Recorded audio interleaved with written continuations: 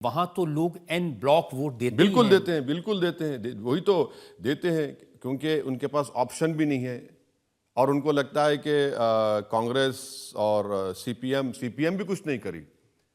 Left front की government थी, मगर वहाँ पर जो social, economic, health indicators Bengal के मुसलमानों के बहुत ख़राब हैं। इसमें कोई डिनाई नहीं कर सकता, डेटा है उसका। और आप बजट क्या देते हैं? बजट भी बिल्कुल कम देते हैं, मगर मुसलमानों को सिंबॉलिज्म बहुत पसंद। अब रमज़ान आएगा तो चीफ मिनिस्टर अपने सर पर पूरा बांध कर आकर बैठकर बिस्मिल्लाहिर्रहमानिर्रहीम, और हम खुश। अरे उसने बिस्मिल्लाहिर्रहमान कह दिया। अरे भाई बिस्मिल्लाहिर्रहमानिर्रहीम तो हो रहा, मगर तुम्हारा क्या और बिस्मिल्लाह हो रहा है, उसकी फिक्र ही नहीं है। तो ये चीज़ें हैं। तो आप वोट के तौर पर इस्तेमाल तो कर रहे हैं, मगर उनको कुछ फ़ायदा तो पहुंचाइए। आप फ़ायदा नहीं पहुंचा रहे। अब आप देखिए वो जो वहाँ गड़बड़ चल रही है, शाहजहां शेख। बिल्कुल, आप क्यों ऐसे लोगों को प्रमोट करते हैं? आप क्यों उनको आगे लेकर आ रहे हैं?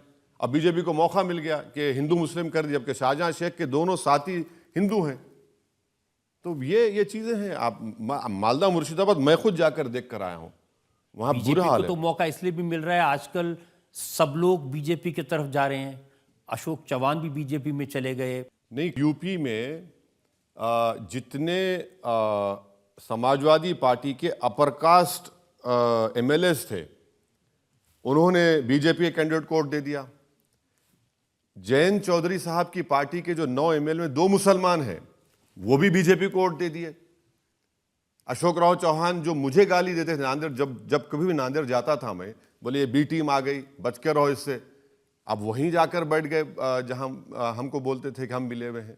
बहुत से अच्छा है, बेनिकाब हो रहे हैं और सब लोग देख रहे हैं कि कैसे लोग सेकुलरिज्म का नाम हिमाचल प्रदेश में तो सरकार ही पलट जाएगी। बिल्कुल सरकार चले गई, सरकार बिल्कुल चलेगी। अब अच्छा ये हुआ कि मैं 10-15 दिन पहले हिमाचल नहीं गया, अगर वहाँ जाते तो मुझ पे इल्ज़ाम लगाए थे कि वहाँ पर जाकर इसने किया। इनके ही एमएलएस चले जा रहे हैं, क्रॉस वोटिंग कर रहे हैं, और गैर जरूरी के अभिषेक मनु सिंघवी साहब को उन्होंने हरा दिया। बेहतरीन लॉयर, आपने उनको हरा दिया वहाँ पर। यही इनकी गलती है। मैं यही तो कह रहा हूँ ना कि आप में करेज ऑफ कन्विक्शन नहीं है। आप नरेंद्र मोदी से आइडियोलॉजी पे मुकाबला करेंगे तभी तो आपको कुछ कामयाबी मिलेगी। आप तो बोल रहे हैं कि नहीं हम उनसे बड़े हिंदुत्व के लीडर हैं, तो लीजिए भुगतिए। जाटों का लीडर रहेगा, ठाकुरों का रहेगा, ब्राह्मणों का रहेगा, यादवों का रहेगा, कुर्मियों का होगा, कुशवाहा का होगा, मराठाओं का होगा, दलितों में 2 बरादरियों का होगा, ओबीसी का नेता होगा। भारत के प्रधानमंत्री पार्लियामेंट में खड़े होकर कहते हैं कि मैं सबसे बड़ा ओबीसी हूं, मगर मुसलमानों का कोई नहीं होगा। भाई 17 करोड़ आबादी है और आपकी कोई पॉलिटिकल लीडरशिप नहीं होगी, तो क्या ये हमारी डेमोक्रेसी के लिए अच्छा है? तो भाई 28 साल हो गए आपको कोशिश करते करते, आप क्यों नहीं खड़ी कर सके लीडरशिप? सर मैं आपको कह रहा हूं 28 साल, जो मरज 45 साल से कैंसर की तरह फैल गया हो, वो 28 साल में खत्म हो जाएगा। सबसे बड़ी गलती जो मुसलमानों ने की पोस्ट इंडिपेंडेंट, लखनऊ के उस मैदान में खड़े होकर कहना कि हम सियासत में हिस्सा नहीं लेंगे, हम पॉलिटिकल लीडरशिप से हट जाएंगे और हम इस पार्टी पर भरोसा करेंगे। जिस पार्टी पर आपने भरोसा किया, उसी पार्टी ने जीबी पंत के जमाने में बाबरी मस्जिद में मूर्तियां रखा दी। उसी पार्टी ने मलियाना, हाशिमपुरा, नेल्ली का फसाद हुआ। बताइए फिर आज भारत की पार्लियामेंट में कितने मुस्लिम एमपीज हैं?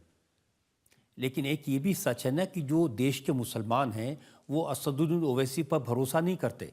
उनको लगता है ये बीजेपी को मदद कर देंगे। नहीं ठीक है, मुझ पे भरोसा मत करिए, मुझे खारिज कर दीजिए। तो एक शायर का शेर है कि अगर अपने मन में डूब कर पा जा सुराग जिंदगी, तो अगर मेरा ना बन सका तो अपना तो बन। तुम अपना ही नहीं बनना चाह रहे। भाई आप किसी मुसलमान को पूछिए, हाँ ये सब बातें सही हैं, बनो लीडर। बोले नहीं अभी हमारे पास वो नेता हैं, हमारे पास वो पार्टी है, हमारे पास। भाई कुछ नहीं होने वाला है, कुछ नहीं होगा। वो तो आपसे कहते ना कि तुम अगर मुझको ना चाहो तो कोई बात नहीं, किसी और को चाहोगे तो मुश्किल होगी। नहीं वो ऐसा है ना, रजत जी अपने कॉलेज के जमाने का जिक्र कर रहे हैं। इसके पीछे भी एक दास्तान है।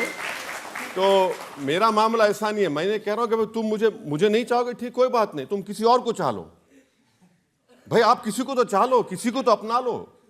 तुम कब तक सिर्फ बेवफाई की दास्तान बयान करते फिरोगे? भाई किसी को तो अपना लो। जब सिखों ने अपनी लीडरशिप बना ली, तो भाई हर बरादरी की एक लीडरशिप है, इसमें कोई डिनाई नहीं कर सकता। मगर जहां पर मुसलमानों की पॉलिटिकल एम्पावरमेंट की बात आएगी, ओह जिना की याद ताजा हो जाती। अरे भाई जिना को हमने ठुकराया, हम रिजेक्ट किए जिना को, इसलिए तो आज यहां पर हैं हम और रहेंगे सुबह क़यामत तक।